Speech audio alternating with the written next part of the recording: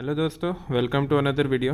तो आज की वीडियो का हमारा टॉपिक है धातु वर्णन। ठीक है, तो हम धातु को शुरू करने जा रहे हैं। तो सबसे पहले इंट्रोडक्शन जो भी धातु के बारे में है वो सब हम पढ़ेंगे।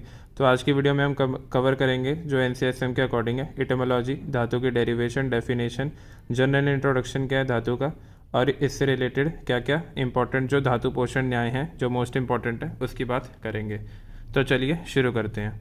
तो देखो, सबसे पहले धातु होता क्या है? जो धारण और पोषण करता है वो क्या है? धातु किसका? शरीर का। तो शरीर का जो धारण और पोषण दोनों चीज़ें करता है वही धातु कहलाता है।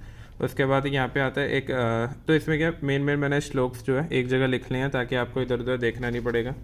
ठीक है, तो सबसे पहले आता है क्या? धारणात् धातु, यानी जो धारण करता है उसे धातु कहते हैं। फिर नेक्स्ट आता है ददाति धार्यति शरीरम संवर्धकानिति धातु, यानी शरीर, मन एवं प्राण का धारण करने वाली रचना धातु है। नेक्स्ट आता है धा धातु में तनु प्रत्यय लगकर निरुक्ति की बात हो गई, व्युत्पत्ति हो गई। ठीक है, निरुक्ति क्या है? एकदम क्लियर लिखा हुआ है, आपको कोई कन्फ्यूजन इसमें होगी ही नहीं।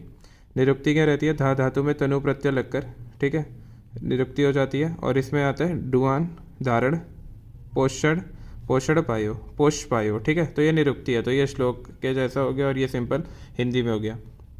नेक्स्ट बात करें, अब धातु की इंपॉर्टेंट बात कर रहे हैं तो इसकी संख्या की बात करते हैं। तो क्या है? धातु जो है 7 होते हैं। क्या क्या? रसाद रक्तम ततो मांस मांसमेत प्रजायते, मेदो अस्थि ततो मज्जा मज्जा शुक्रम तू जायते, यानी रस रक्त मांस मेद अस्थि मज्जा शुक्र, 7 जो है इसकी संख्या होती है धातु की। क्लियर है? उसके बाद आता है हमारे पास इस अष्टांग हृदय के बात करें तो ये सुश्रुत के अकॉर्डिंग था, अष्टांग के अकॉर्डिंग श्लोक है रस असृग मांस में दस्ती मज्जा शुक्राणी धातु है, यानी रस रक्त मांस में दस्ती मज्जा शुक्र है। ये सारे क्या हैं? धातु होते हैं। ठीक है, नेक्स्ट आता है इंपॉर्टेंट बात, क्या? धातु के कर्म क्या होते हैं? अब देखो, हर धातु अपना अपना कर्म करती है। तो कर्म का श्लोक बहुत इंपॉर्टेंट है। जितने श्लोक लिखे हैं सारे आपको याद होने चाहिए, बहुत इंपॉर्टेंट श्लोक हैं सारे के सारे। नेक्स्ट आता है प्रीडनम जीवनम लेपह स्नेहो धारण पूर्ण गर्भोत्पादस्थ धातूनाम श्रेष्ठम कर्म क्रमात् स्मृतम। तो देखो सिंपल है। पहला पहला क्या है? रस रक्त, रस का जो है प्रीणन है, रक्त का जीवन देना। ठीक है, तो धातुओं के श्रेष्ठ कर्म रस का प्रीणन है, रक्त का जीवन हो गया। उसके बाद क्या? मांस का लेपन, मेद का जो है स्नेहन हो गया, अस्थि का धारण करना हो गया, और मज्जा का अस्थियों का पूरण करना। तो ये पूरण हो गया किसका? मज्जा का, अस्थियों का पूरण करना। और शुक्र का क्या काम होता है? गर्भ का उत्पादन करना। तो ये एक एक करके सारे धातु की सीक्वेंशियल जो है कर्म दे रखे हैं। तो ये बहुत इंपॉर्टेंट श्लोक है, याद होना चाहिए। नेक्स्ट आता है, उसके बाद बात करें, उसके बाद आता है धातु पोषण क्रम क्या रहता है। तो मतलब कैसे पोषण होता है? तो हमें पता है जैसे धातु की सीक्वेंस है रस रक्त मांस में दस्थि मज्जा शुक्र, हमने ऐसे याद किया। और पोषण भी ऐसे ही होता है, रसाद रक्तम तत्व मांस मांस में तत्व अस्थि च अस्तनो मज्जा तत्व शुक्रम शुक्राद गर्भ प्रसाद जह। मतलब रस से रक्त का, रक्त से मांस, मांस से मेद, मेद अस्थि का करता है, फिर अस्थि मज्जा, मज्जा शुक्र का। ऐसे जो है सीक्वेंस में पूरे का पूरा धातु जो है पोषण होता रहता है। कोई क्लियर है? ठीक है, उसके बाद आता है, उसके बाद टाइप्स ऑफ धातु की बात करें। अब धातु की बात करें तो इसके टाइप्स की बात भी देख लेते हैं। तो देखो बेसिकली क्या रहता है, टाइप्स क्या क्या होते हैं। तो सबसे पहले इसमें श्लोक है यतो द्विधा, यानी 2 तरीके के होते हैं, स्थाई और पोषक। ठीक है, तो धातु के 2 तरीके के टाइप होते हैं। स्थाई जिसे पोष्य धातु कहते हैं, पोष्य, और अस्थाई होता है पोषक। ठीक है, तो 2 तरीके के इसमें। ठीक है, तो अब स्थाई और ये क्या होते हैं तो देखने वाली बात है। तो इसमें क्या रहता है, शरीर की वे संरचनाएं जो शरीर को सहारा देते हैं और आहार रस में विद्यमान धातु समद्रव्यों से जिसकी क्षति पूर्ति होती है वह स्थायी धातु होती है। ठीक है, स्थायी हो गया जो सहारा देते हैं, और अस्थायी क्या हो गया? अस्थायी मतलब अनस्टेबल ही होता है, जो पित्तधरा कला से शोषित होकर धातु व स्रोतों में धातु अग्नि की क्रिया से धातु समद्रव्यों में परिवर्तित किए जाते हैं, जिससे तद धातुओं का पोषण होता है, वो क्या रहता है? अस्थायी धातु होता है। ठीक है, तो पोषक जो पोषक करता है और पोष्य जो सहारा देता है होता है। क्लियर है? नेक्स्ट आता है, इसमें एक बहुत इंपॉर्टेंट कॉन्सेप्ट है, मैंने एक इसका फ्लो चार्ट बनाया हुआ है, बहुत इंपॉर्टेंट है। देखो ध्यान से समझना कि ये है क्या। तो देखो क्या रहता है, आहार जैसे ही हम ग्रहण करते हैं तो उसमें क्या रहता है, सारी धातुओं का पोषण होना तो ज़रूरी है, और लास्ट में क्या होगा? शुक्र प्राप्ति और निर्माण होगा। तो उसके बीच में क्या रहता है, देखो अगर किसी मनुष्य की अग्नि बहुत बलवान है, बहुत बली है, तो 8 प्रहर में हो जाता है, एक दिन में ही जो है रस रक्त मांस में दस्थि मज्जा शुक्र है, सारा का सारा जो आहार है वो सारी चीज़ों का पोषण करके शुक्र का निर्माण कर देता है एक ही दिन में, अगर अग्नि आपकी बहुत बलवान है। और ये होते हैं वृक्ष द्रव्य, ऐसा काम करते हैं। चरक के ने क्या बोला है? चरक के अकॉर्डिंग 6 दिन लगते हैं। ठीक है, दिन रात मिला के 6 दिन। अग्नि अगर मध्यम है तो, और अग्नि अगर मंद है तो 1 मास लग जाता है। ऐसा सुश्रुत कहता है कि अग्नि अगर मंद है तो 1 मास लग जाता है आहार को शुक्र तक बनने में, ठीक है, शुक्र तक पहुंचने में। नेक्स्ट आता है पराशर, कहता है कि अगर कि आहार लेते ही अगले ही दिन क्या बन जाता है, रस, और तीसरे दिन रक्त, 8वें दिन शुक्र।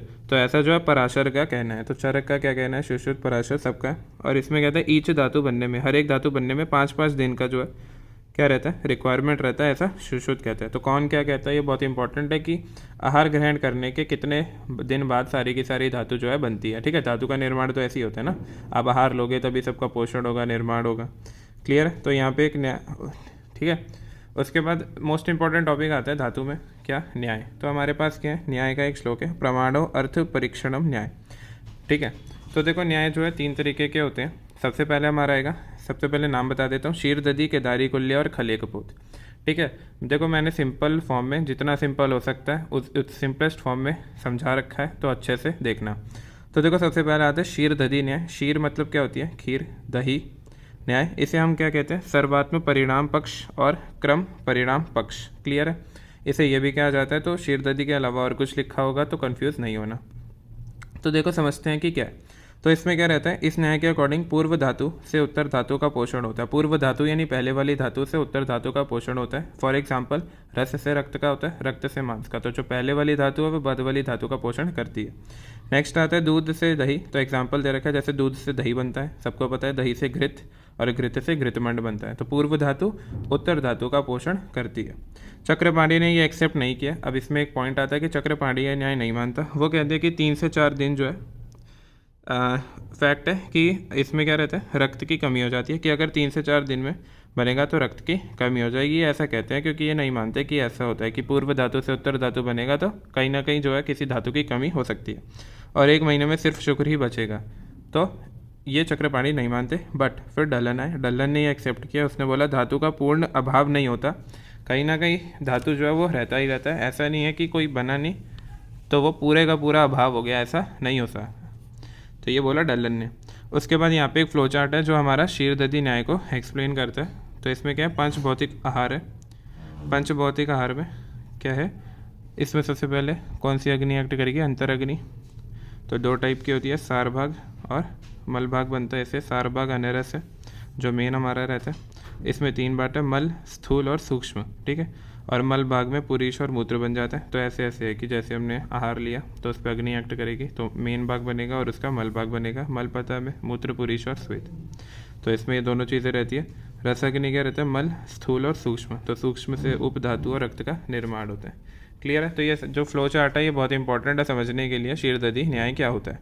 नेक्स्ट आता है हमारे पास, क्लियर है, शीरदधि न्याय हो गया। नेक्स्ट आता है केदारी कुल्या न्याय क्या होता है।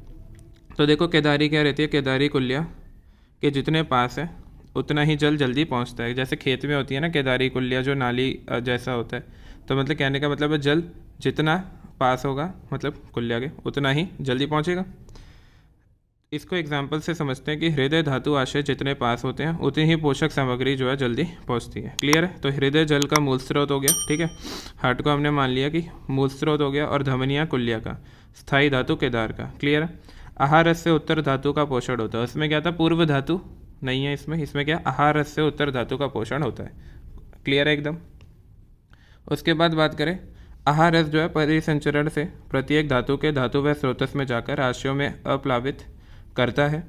धातव अग्नि की क्रिया से उत्पन्न तत्त धातु के समान अंश से तत्त धातु का पोषण होता है, क्लियर है। समर्थन में आते हैं, चक्रपाणी ने बोला रसाद रक्तम, यानी रस से रक्त जो है बनता है। तो हमने बोला ना कि पहले से दूसरा बनता है, आहार रस से बनता है। चरक ने बोला स खल्व आप्यो रसः, ठीक है। सुश्रुत ने बोला रसः सप्ताह दार्वक। तो इसमें क्या, अन्न से क्या रहता है, जठर अग्नि का पाक होता है, ठीक है। एक सेकेंड देखेंगे इसको, हाँ। तो क्या है, जठर अग्नि पाक से आहार रस बनता है और किडबाग बनता है, और इससे तत्त धातु जो है बन जाती है, क्लियर है। तो ये है ये था रिगार्डिंग हमारा दूसरा न्याय केदारी कुल्य। इसके बाद लास्ट न्याय आता है हमारा। लास्ट न्याय क्या है, लास्ट न्याय देखो खलेक पोत रहता है। खलेक पोत न्याय क्या रहता है, देखो तो ये कबूतर से रिलेटेड है। तो देखो क्या है, जो धातु हृदय से जितनी दूर है वह उसे उतनी ही देर में मतलब सीधी बात है ना, जो जितना दूर है उसे उतनी देर लगेगी किसी भी चीज़ को ग्रहण करने में, जितनी दूर कबूतर है उतना ही टाइम लगेगा पोषक सामग्री मिलने में। जैसे चारा डालते हैं ना कबूतर को, आप गेहूँ डालते हो, तो जितना दूर कबूतर होगा उतना ही ज़्यादा टाइम लगेगा उसे गेहूँ तक पहुँचने में। तो इसमें है कि आहारस पोषण करता है डिफरेंट पाथवे से। ईच धातु है डिफरेंस होता है, हमें इसमें स्रोतस वाली बात है, हर धातु का अपना अपना स्रोतस होता है जिसकी लंबाई अलग अलग होती है। तो जिसकी ज़्यादा लंबाई है उसे ज़्यादा टाइम लगेगा, जिसकी कम है वो कम टाइम लगेगा, जल्दी पहुंच जाएगा। Due to difference in the length of स्रोतस, ये मेन पॉइंट है कि स्रोतस की लेंथ के डिफरेंस से ही सारा कुछ है। तो पास धातु का पोषण जल्दी हो जाएगा और जो दूर है उसका देर से होगा। इसमें एक चीज़ आती है शीघ्रता पोषण की स्रोतों के विवरों की सूक्ष्मता पर निर्भर करती है कि अब स्रोत सूक्ष्म कितना है, सूक्ष्म है ठीक है, या फिर मोटा है, तो कितना दूर है, ये सब पे स्रोतों पे डिपेंड करती है। मेन पॉइंट यही है खलेकपोत न्याय में। लास्ट एक न्याय आता है ठीक है, वैसे तो हमारे 3 न्याय हैं, एक न्याय एक्स्ट्रा आता है। तो ये क्या कहता है, एक काल धातु पोषण न्याय कहता है, अरुण दत्त ने दिया हुआ है ठीक है। तो ये कहता है धातुओं का पोषण आहार रस से एक साथ एक काल में ही होता है। तो ये सीधा कह देता है, तीनों न्याय को अलग बात बोलता है। ये कहता है कि सबका एक साथ एक ही काल में हो जाता है।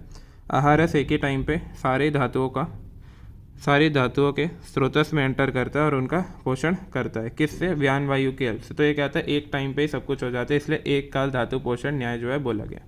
तो यह अरुण का न्याय है ठीक है, तो ये ऐसा कहता है और यही न्याय जो है हम मानते भी हैं ठीक है। तो इसी के साथ हमारा धातु का जो इंट्रोडक्शन वाला पार्ट है वो कंप्लीट होता है ठीक है। इसके बाद नेक्स्ट वीडियोस में हम बात करेंगे एक एक धातु की डिटेल में बात करेंगे कि कौन सी धातु क्या क्या है, गुण कर्म क्या है, उसके स्थान क्या है ठीक है।